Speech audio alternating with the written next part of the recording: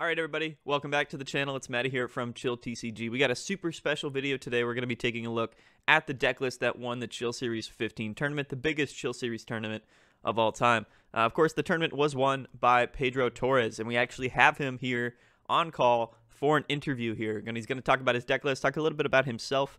Yeah, Pedro, what's going on, man? How you doing? Yo, what's up? I'm doing really well. How is it going? I'm really happy for winning this tournament. And yeah, it's a pleasure to be here to talk about the tournament and stuff. So all good, all good.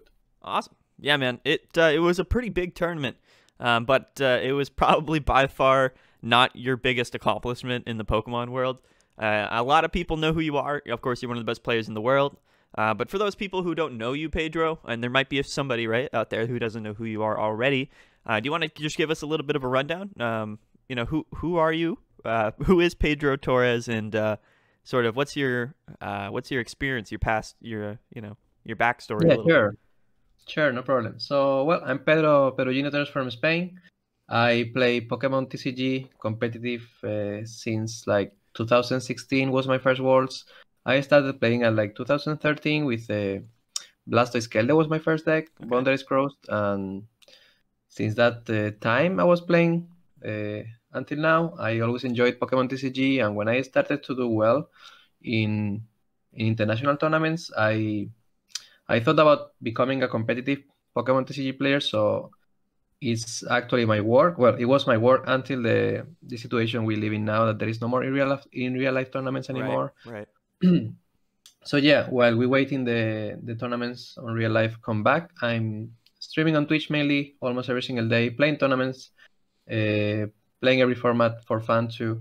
So yeah, I'm just top 4 at the Worlds, international champion, regional champion, and yeah, enjoying Pokemon TCG. It's a really cool game, and now playing online a lot because it's what we have, right?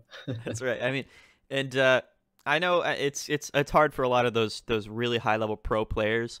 Once everything shut down and we had to move to online, but you're one of those people, Pedro, that really have transitioned really well. You have had plenty of success in the online scene. You moved to live streaming, and I love watching your live streams, man. I watch them like every time you play. It's just really entertaining for me to watch you when you're live and you're playing in these tournaments. Yeah, So thank you. yeah, I mean, I love everything that you do, man. I'll put in the description below Pedro's Twitch channel and his Twitter and everything. So definitely go follow him if you guys haven't go and watched him on Twitch or anything yet. But yeah, man. I mean, definitely one of the. It's funny too because you're definitely one of the better players. You know, one of the best players in the game, and it's good to see the best players having the most Yeah. success in the online tournaments as well, right? Yeah, it's a good feeling because I know so many of my friends that they are the best players in Europe, or some American friends, and some people that are one of the best players in the world. They are not enough motivated to play online, so that's why they just do other stuff on their lives. I'm really like to play on Twitch with the community we have, so that's why encourage me to continue playing online, even if it's not the same for me. But yeah, I know the feeling that so many people think it's not the same and they don't enjoy to play online, but I'm gladly enjoy right now playing, and it's really nice to have great results in real life and online because I can prove Right. that I continue being good. So that's a great feeling for sure. Yeah, exactly, man. Well, I mean, I think you've won a decent amount of these online tournaments, but this Chill Series 15 this past Wednesday, actually ending on Thursday because it was so big. We had 342 players, Pedro, which isn't as big as some of these IRL tournaments, but that's a pretty big deal. I mean, 342 people is pretty legit, man. So, how do you feel about winning the biggest Chill Series of all time? How'd you feel about the win? So I'm definitely super glad because people first. I want to tell something that so many people still don't think that much is that it's not the same playing online, just at home with no pressure and no talks, no anything, just you focus on it. Right. And I always play online every tournament on a stream, so that's like an addition handicap because of course you can't be 100% focused when you need to say thank you to the chat, be thankful for all the support, and try to pay attention to all the stuff that the streaming needs, and it's really, really more stressful that than playing off streaming. So I'm really happy that even if I'm doing that with all these handicaps, it's a really good feeling to still continue winning, because I guess I will probably play better off streaming, because definitely can focus on better plays than when I'm streaming, because I need to talk while I'm streaming and why I'm doing that play. So definitely it's not 100% focus. So every time I won a tournament, and especially this one that was really big, with a new deck never seen before and on streaming, I'm definitely super happy for that, because not only that, not only this, it was like 8-10 hours of streaming, and it ended for me at like 6-7 a.m. at my time. So it was like a lot of things that could go wrong, but gladly I could try to do my best and won the world tournament. Yeah. For sure, man. It's I know, and it's definitely tough for you in your time zone, but it shows how dedicated you are to the game, and to competing in some of these tournaments. So I mean, I'm super, thankful, right? I'm really happy that you still choose to play and you still choose to compete, even though the time zones are tough. Yeah, I guess I didn't play that tournament because all these tournaments, like the Chill Series or other tournaments, kind of same. It starts for me like at 12:30 in the a.m. So I normally never play, but this one especially, I remember, I guess you told me it will be nice if I can try to play, even if it was a bad time for me. And I guess you convinced me to play, and now I'm really happy for that decision. Well, there you go, man. That's because I knew you would win. That's why I wanted you to win. All right, man. Well, we got your deck list up here, right? I mean, this is kind of probably what people tuned in for. And not to say they're not interested in you, but the deck list is the star for sure. And this is a cool one. I mean, Centiskorch has seen a lot of success, Pedro.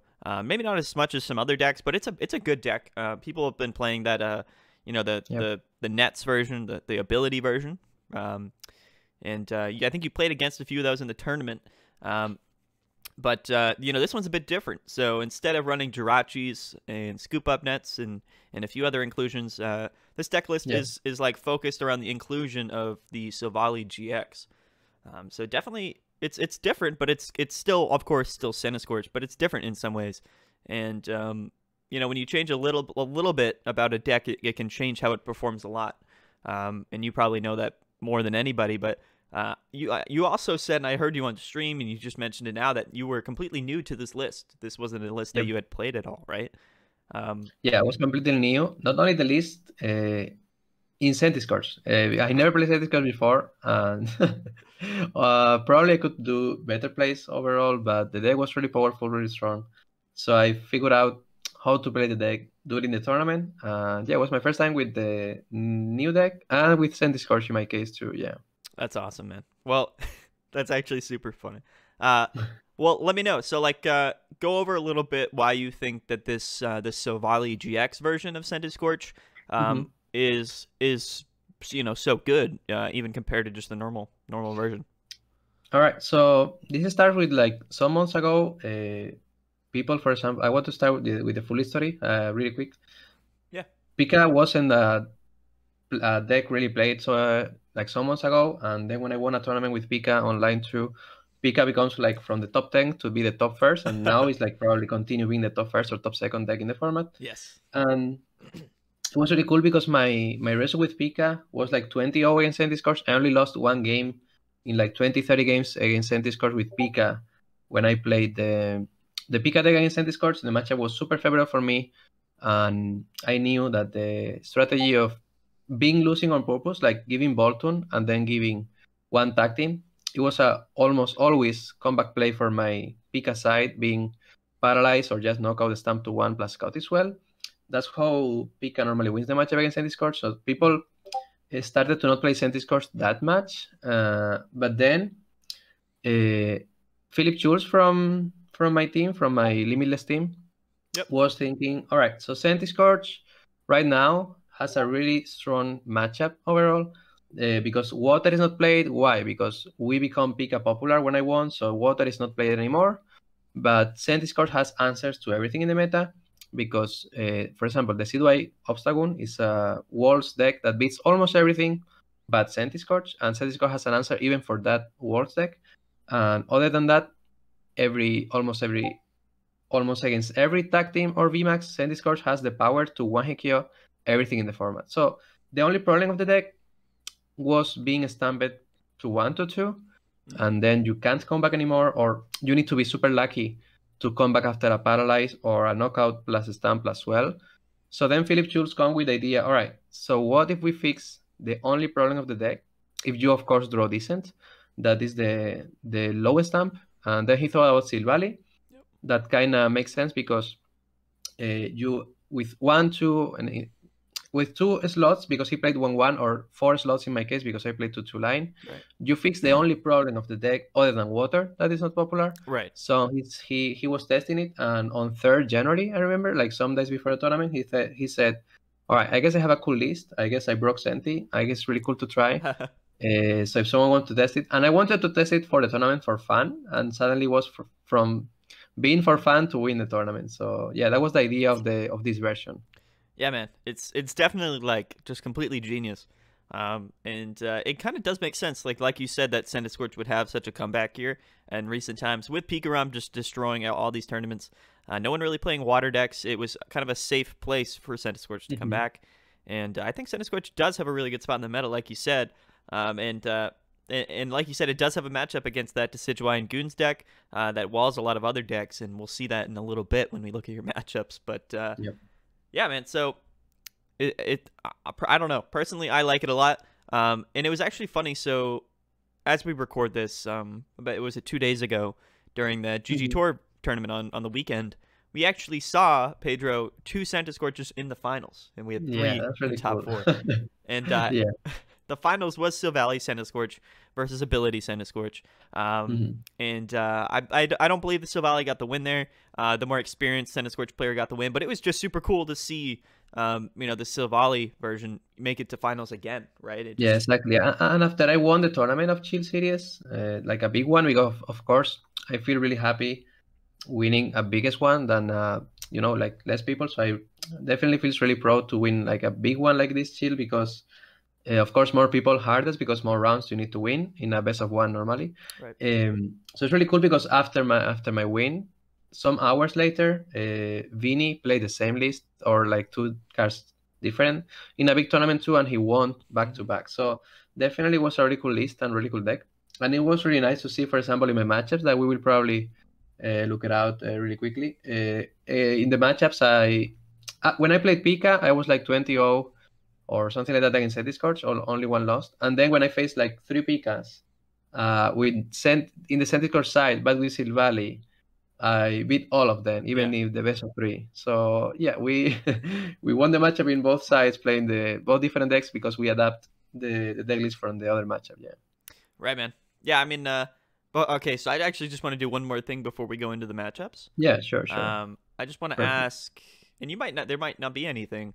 If you had to change after you played with this throughout the entire tournament, got your hands on it a little bit, is there anything that you would change for this list right now?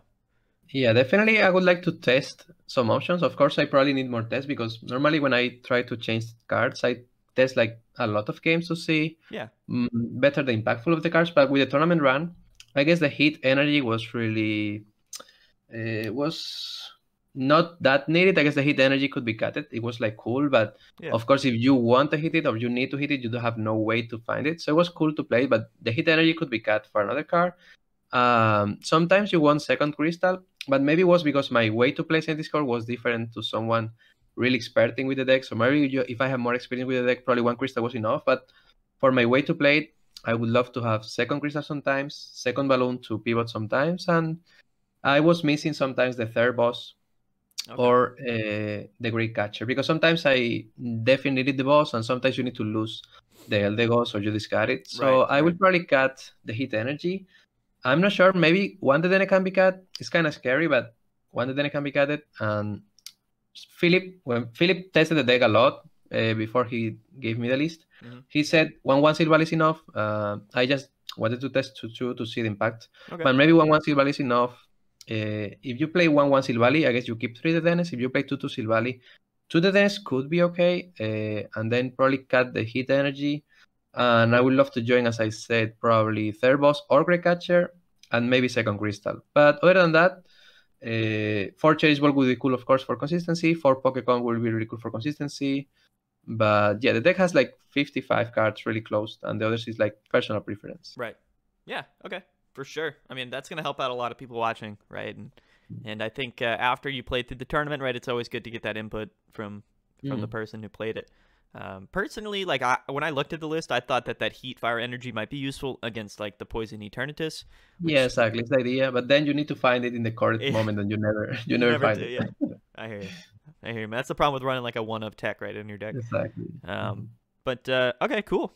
I mean, I think we went over this list pretty well.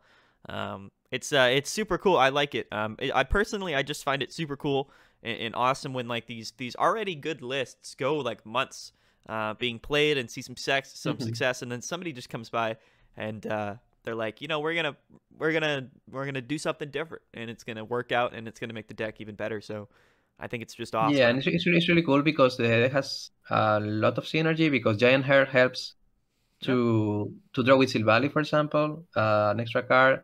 You have like Cherish Ball, Quick Ball, and Pokémon. That's cards that helps a lot to draw more with Silvally, and you have so many options you have more options to try to find the card you want or you need, because you have Crobat, Silvally, Dedenne, Welder to draw cards. So I remember some turns I needed one specific card.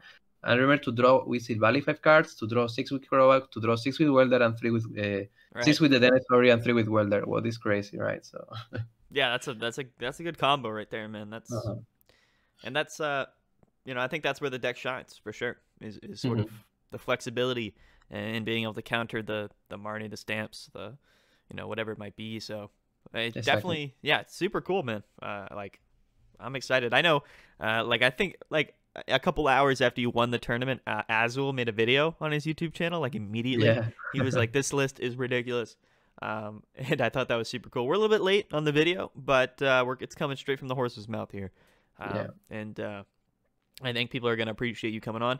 Next up, let's go over your matchups a little bit. Let's take a look at your run in the tournament. We don't got to take too much time here. So you played 14 games and you only lost 2, Pedro. Yep.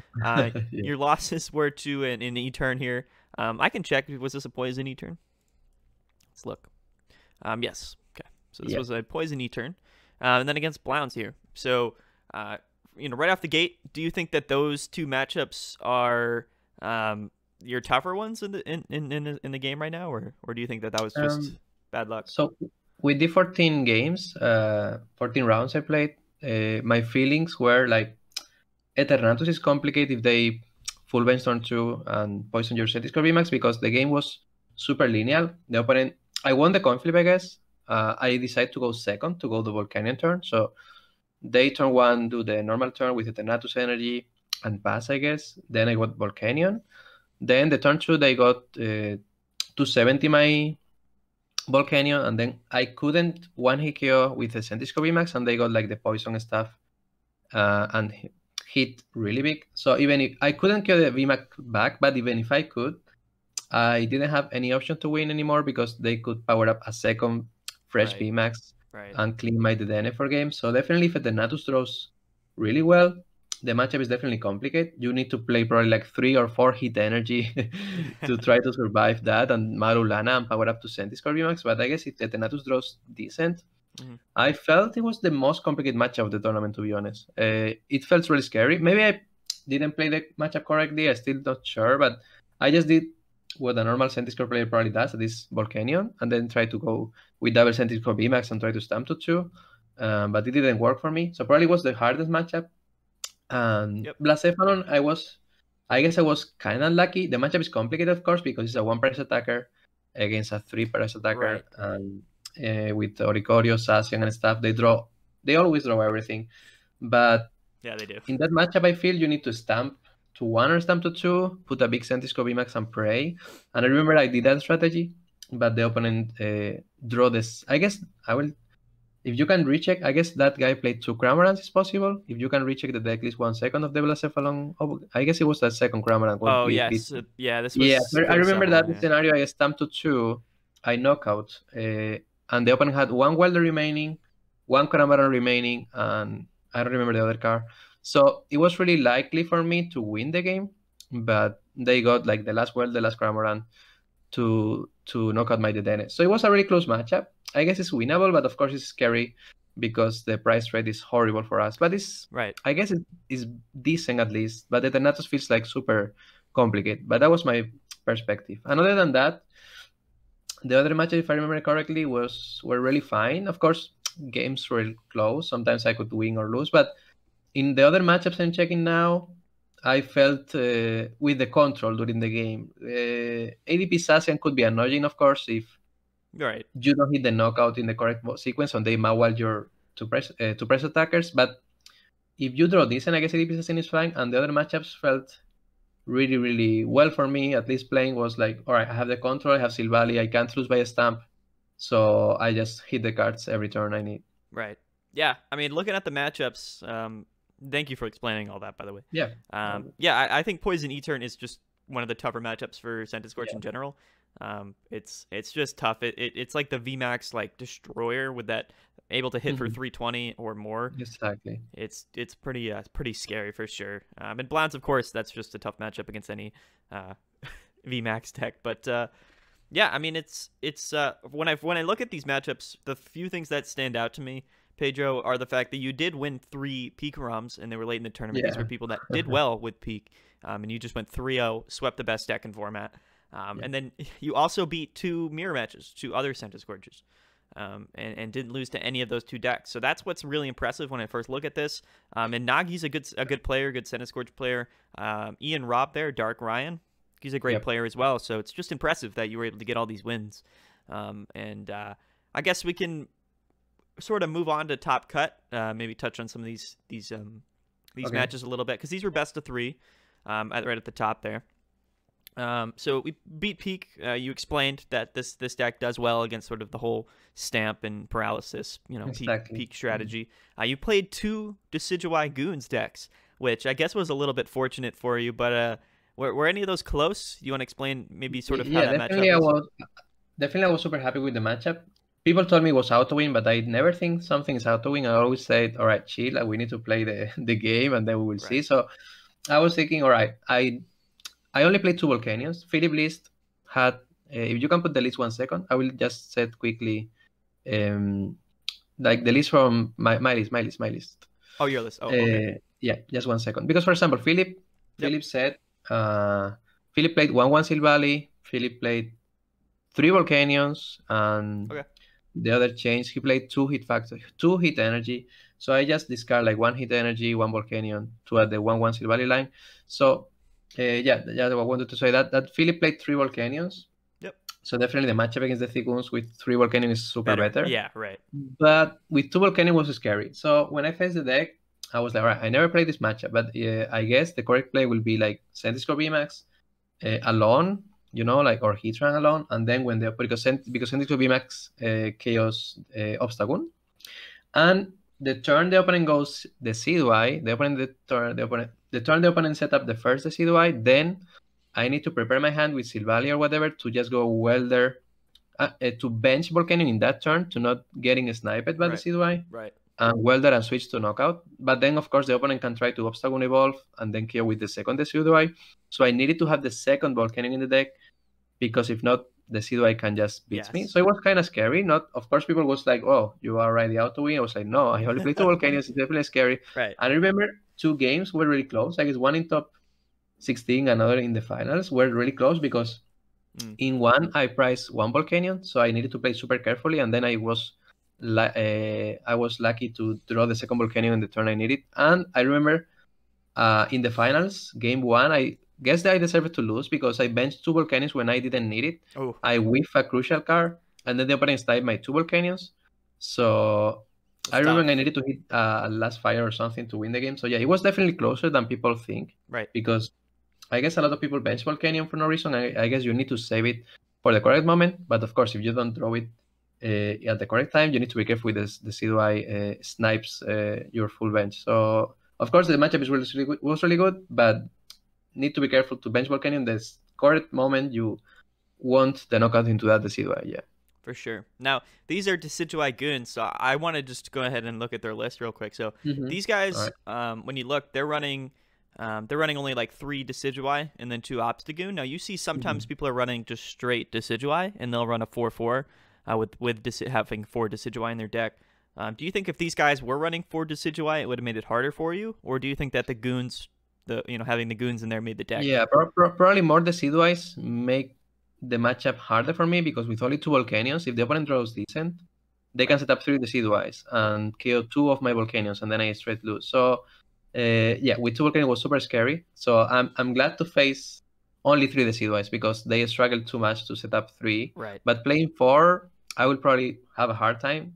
So I will need to take quick prizes before they set up. Yep. And then try to finish them with Volcanions. So of course, happy to have a good matchup, but of course, always you need to play because you never know if you prize some stuff or you whiff a crucial turn. For sure, man. And so I posted the grand finals match, the video of it. It's on our video. It's on our channel. And Pedro, that video actually has 2,000 views right now. It completely. Ooh, that's amazing. Yeah, it blew up. Right? People wanted to watch it. So if you guys haven't seen it already, go check it out. Okay, yeah. So I guess the only last matchup that I want to talk about, and this one was for me the most fun match to watch on your live stream because I was watching. Was the Colossal matchup, and in the top 4 you played Michelle Babin. It was really close, and I kind of want people to really close. Yeah, a lot of people are playing Colossal nowadays because not only did Centiskorch have a really good run in this tournament, but Colossal did too. We had 2 of them in top 16, 1 of them in top 4, and I think it opened people's eyes a lot. Zach Lesage created sort of a new list, and him and Michelle had some success. So I kind of want you to maybe explain that matchup a little bit for the people that might be wondering.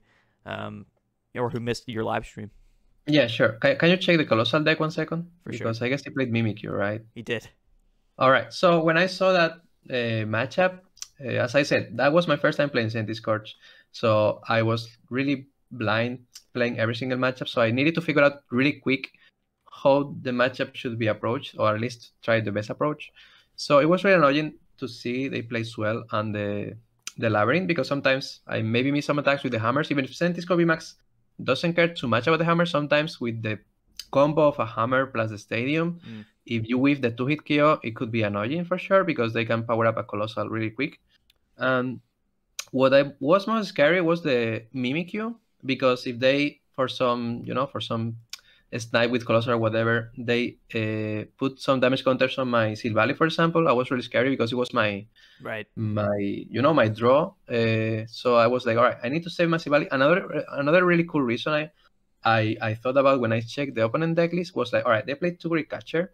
So I remember one of Silvally's weakness to fighting, what is really bad for us. So I remember one thing I remember really good. It was like one game I remember I could set up Silvally, Dedenne, or whatever, and I was like passing 2 or 3 turns because I didn't want to put infield any Dedenne or Silvally if I could. So I remember having the option to draw cards or have a better bow, but I guess, all right, I can do that. Maybe have a better bow, but I will lose in the long run. So I remember to be really carefully to bench the Dennes and Silvallys in 1 game at least, I remember, because I guess I brick 1 game, like full brick.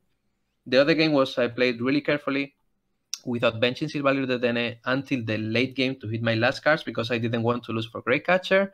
So I was like, all right, I need to look for the Crobat, because then the opponent needs boss, what is a supporter, not just an item. And yeah, how I played the match, I was like, be really careful with Silvally and Dedenne. I only set up them if I need it, if I just last option to not being Great Catcher. And I remember the game 3, it was not like a full brick like game 1, but it was like almost a full brick. I remember thinking, oh, I have no options at all to win the matchup, and it was one of the best matchups to see, one of the best games to see, because I come back like a stamp to 2. Yeah, you did. I had 6 prize remaining, and my opponent had a clean field with no damage. So of course I needed to be lucky that time, because I almost full rig. It was like a really bad game for me because my draws, and it was like, all right, my only play is like to stamp to 2, try to come back some way, and it worked gladly, because it's like, all right, they play Crobat, they play Dedenne, they play Oranguru. It's really complicated to stamp to 1 or stamp to 2 and win against a matchup that plays Oranguru, because it's an extra card you see. But it gladly worked. But I remember we was like super hype, super emotion, because even no one believes in the chat at the time. It was like, all right, there is no option to win, and it was like, all right, I don't know how I win that matchup, but I guess I my outs. I was really proud of how I played that game 3, because I guess even if you have a bad hand, even if you have a bad scenario or bad draws, you need to still try your best with the hand you have instead of complaining. So many people, that's really hard, of course, a really hard feeling. Some people when full brick or almost full brick, their mind already goes down because they're already lost. So I guess you need to have a good mind to say, all right, I lost 4 prizes in 2 turns because I just passed 3 turns. If I have a little possibility to win, you need to try to play your best outs, even if you are almost full breaking, because you need to try to play your best with the cards you draw. And that's, I guess, I managed really well the late game, because thanks to that, I could come back and give the opponent the less options to finish the game with a boss. So yeah, it was really cool to see. I'm definitely really proud. I didn't expect to win that. Yeah. I mean, it was hype to watch on stream, and that was probably one of my favorite matchups to watch. And it kind of meant, that winner of that matchup really was going to decide who won the tournament, because, if you didn't win, then that Decidueye Goons would have probably taken it. Yeah, exactly. So I know that I was cheering for you. I like Decidueye Goons, but I don't love it when it wins tournaments. So I was like, come on, Pedro. And then you somehow, you just pulled it out, and I was like, oh, let's go. There it is. And I forgot to say that, the matchup, other than that, try to don't put Silvally in the den if possible. Yep. My plan was just Centiskorch hits the maximum damage possible and to the Colossal, and try to Mallow Lana to win a turn. And other than that, it worked, For sure. Awesome, man. Well, I mean, I think we hit pretty much everything that we need to hit. But before we go, is there anything else that you want to let people know? If there's any just other things that you want to cover, any shout outs you want to give, go ahead and do it. All right, shout out to you for having me here. It's a pleasure. It was really nice. And yeah, of course, you kind of convinced me to play the tournament because it was really late for me. And I was like, all right, I'm gonna give it a try. And yeah, I won. So thank you to, of course, all my Twitter and Twitch community. It's my 2 social medias and my streaming stuff that I work the most every day on Twitter, and my community on Twitch. So yeah, really thankful for them because they always supporting me. It's a really cool feeling. The family is growing. Yep. Online, really cool. Every day we are more and more people. And yeah, shout out to Philip Schulz and my Europe team, my friends team from Limitless and Friends, because they made really cool deck list, really cool new things never seen before. And I'm not really good doing deck lists, but I guess I'm fine piloting them. So I'm really happy to have a team that they have a really good mind of making new decks, or just try to change some deck lists to have an advantage in the current metagame. And I guess I'm able to at least play the decks decent. And this time I'm really happy because it won the entire tournament with a new version of Centiskorch. So yeah, definitely happy with that. And yeah, shout out to, of course, everyone that supports me, and I love you guys. Awesome. All right, well, that's going to wrap it up, guys, for the video. Thank you so much, Pedro, for coming on. A big shout out to Pedro. A big shout out to Philip for the deck list. I'm going to link Pedro's, all of his socials down below, his Twitter, his Twitch. Definitely go check him out. Go follow him. Go tune into his streams if he's playing in a tournament. Definitely one of the best guys to watch. He plays a wide variety of decks and does well with them. All. So definitely one of the better players to go watch. I don't got too much else to say, Pedro, but I will say this, guys. Chill Series number 16 is coming on Wednesday. Of course, every Wednesday is Chill Series. So 2 days from now, we got Chill Series 16. It's doesn't have cash on the line this week, but it's going to be pretty hype.